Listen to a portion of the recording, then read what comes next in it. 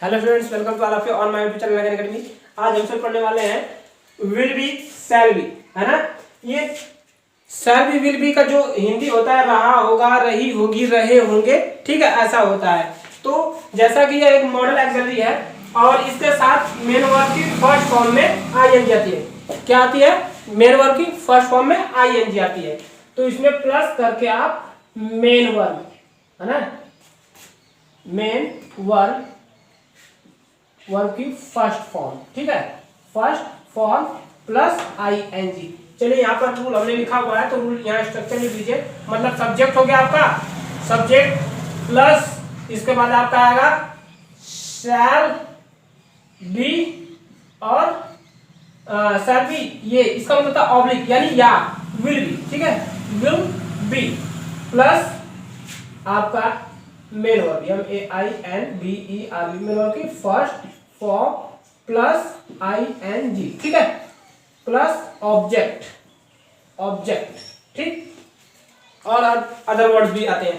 तो इस तरह से subject shall be will be main verb की फर्स्ट फॉर्म में ING। अब आपको यह प्रॉब्लम हो रही होगी कि सर यहाँ पर शैल बी जो है और ये जो विल बी है, इन दोनों में से दोनों को लगाना है या किसी एक को लगाना है। तो इसके साथ जो शैल बी जो होती है इसके साथ आई और ये वी जो है ये वी ये यूज होता है, और ये विल भी जो है इन दोनों को छोड़ करके सभी के साथ, चाहे कोई नाउन हो, चाहे सिंगुलर का हो चाहे प्लूरल का हो, उससे कोई मतलब नहीं, सभी के साथ आपका विल भी लगता है, ठीक है, एनी पर्सन, ठीक है ना, एनी पर्सन, ठीक है, या सब्जेक्ट।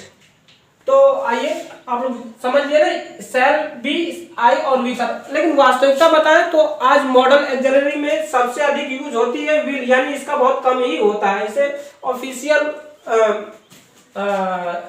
कामों में मतलब यूज किया जाता है, बस ऐसे ही, नहीं तो will be, only will be, ठीक है। तो देखते हैं, एग्जांपल लीजिए, क्लास के अंत तक बने रहिए ताकि आपको अच्छे समझ में आए, है ना। देखिए, जैसे कह दे कि वह अभी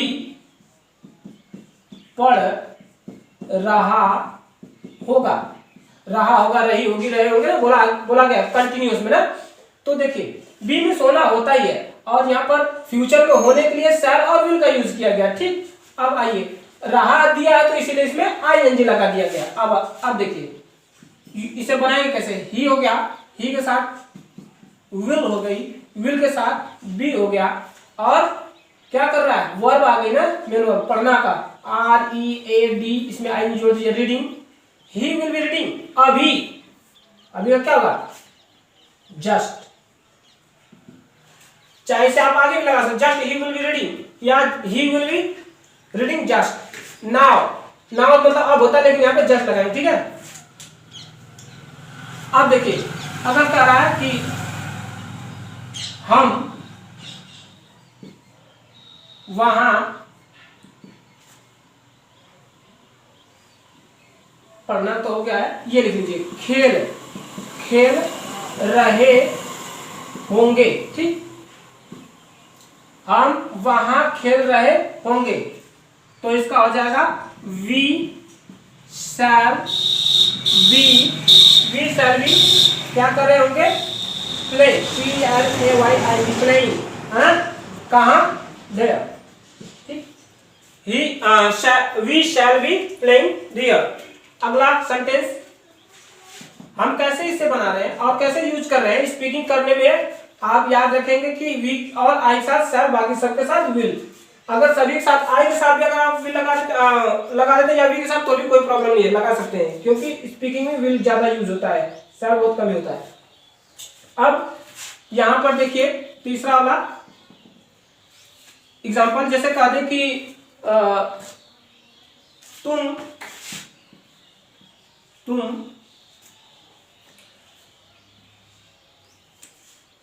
वह या उसकी, लिखिए उसकी, तुम उसकी कहानी लिख रहे होगे, तुम उसकी कहानी लिख रहे होगे, तो इसका आ जाएगा you will be writing writing उसकी क्या होगा, his story. You will be writing his story. अगला सेंटेंस एक और ले लीजिए, जैसे कह दे बच्चे मैदान में खेल रहे होंगे, है ना, ये भी वाक्य देखिए, बच्चे मैदान में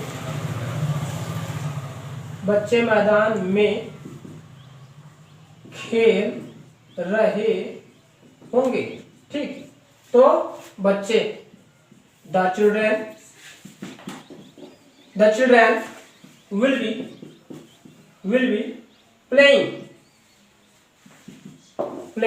कहाँ, in the field, FIELD field. ठीक है, तो मुझे आशा है कि आपको जरूर यह समझ में आया होगा। और अब मैं आपको होमवर्क देता हूं, जिसे आप सॉल्व करके जरूर कमेंट बॉक्स में अपना आंसर भेजेंगे कि इसका आंसर क्या होगा, यानी इसका सॉल्यूशन क्या होगा। देखिए, होमवर्क जरूर आप लगाइए। अगर ये सब चीजें प्रैक्टिस किए, बिना प्रैक्टिस के केवल देख लिया और मोबाइल बंद कर दिया तो कोई मतलब नहीं है। ठीक है, तो ये लिखिए, जैसे देवू की पुलिस